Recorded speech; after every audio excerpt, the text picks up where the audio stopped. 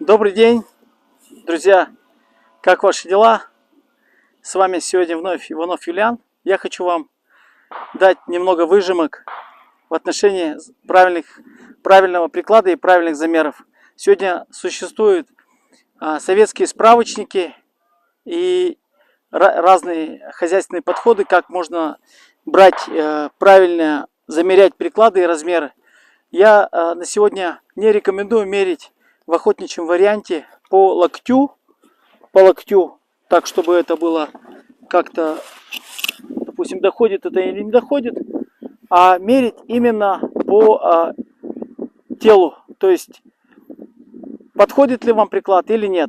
Поворачиваете голову и просто поднимаете ружье и посмотреть, делаете ли вы что-то иное, что-то другое. Это может быть перекидывание лица, не достает планка, выходит затыльник, поднимаете плечо, не доходит приклад, переходит приклад и много всего остального. Поэтому основное мерило — это оставаться самим собой.